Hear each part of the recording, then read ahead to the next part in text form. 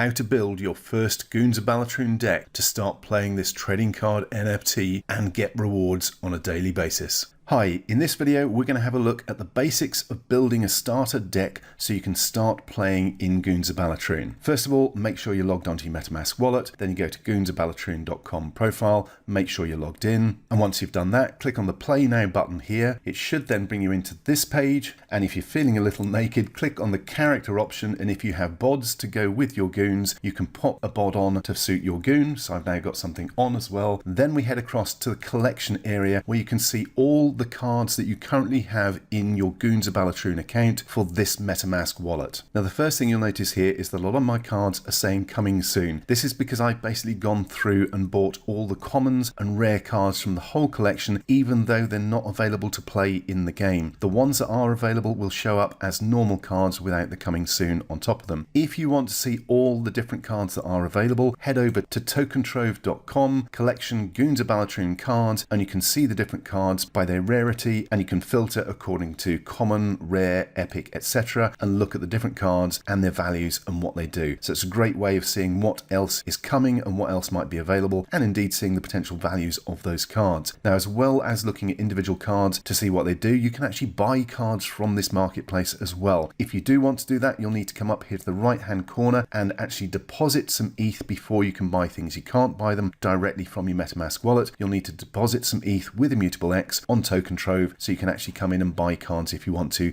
add extra things to your collection. Or you can also buy packs of cards, and you can do this both on Token Trove itself, or if you go back to the Goons of Balatroon, let's go back to our main account. Over here there's a store where you can buy packs of 5 cards at $15, and the more packs you buy, the cheaper they become, so you can buy as many packs as you want to start building out your collection of cards. As I said, this particular Goon account that I'm running has more cards than there are available to play. So what I'm actually going to do is pop across to another one of my accounts. This is basically a different MetaMask wallet, and if I scroll down, you'll see this particular account has 0 cards. So the only cards that are going to show up on this account are the ones that come as the basic standard free starter cards. Okay, so let's head across to play. So you click on Play Now, and again we'll end up on this page, and then when we come across to collection this time, you'll notice none of them are saying coming soon, because these are just the standard free cards that everybody gets when they start playing the Goons of Balatroon. So what I'd recommend doing first of all is have a read through some of the different cards to see which ones you might like and see how they work and what they do.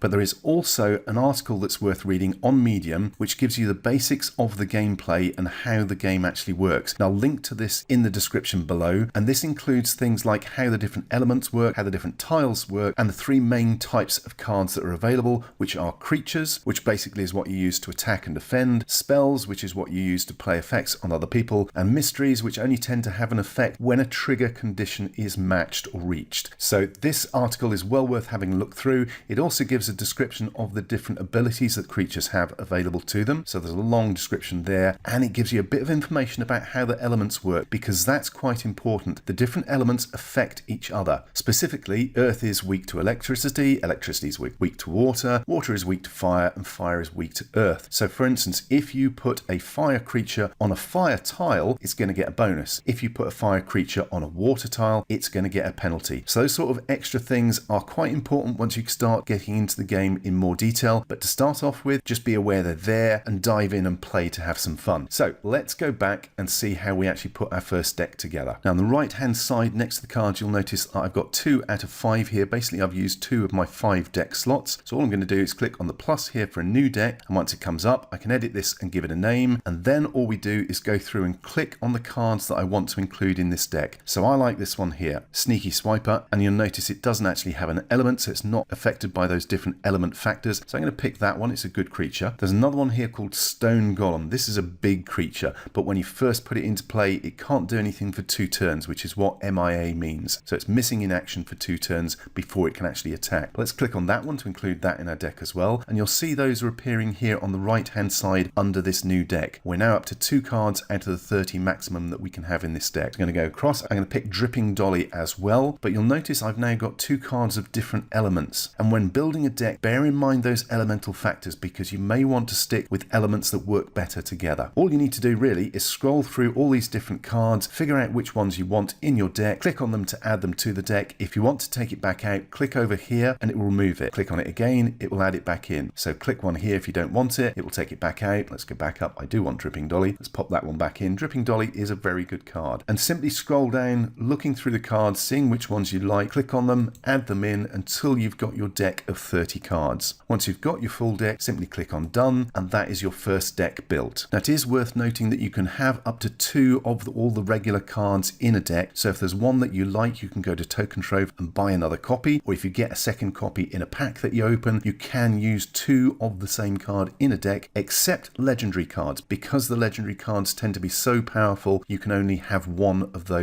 in a particular deck. So once you've put together your first deck with 30 cards, not just 7 like this one, head back to the home screen here, and you can either click on the friends icon here and add friends in. Feel free to add Blogbum if you want to, because you can send friends challenges when they're online, and it will show if I'm online, and you'll actually be able to send me a challenge by clicking on the crossed swords next to it here in the right. I'm not online at the moment, so you can't send me a challenge. This is where you can add new friends, including myself if you want to, but if you want to just randomly battle someone, click on the battle button here, and you'll be set up with a random battle with someone else who is available for a battle somewhere in the world. It could be anyone, so this is where it becomes really, really fun. And they've now just introduced a leaderboard, so you can see how well you're doing compared to other people on the leaderboard for the current season. My advice would be build that starter deck, click on battle, and go and have some fun. And the best way to learn about playing the game is actually playing it and having some fun. Okay, thank you very much for watching. I will do a video on the basic gameplay next. Don't forget to check out that Medium article. I will link to that in the description below. And while you're down there, please feel free to click like and subscribe. Thanks very much for watching.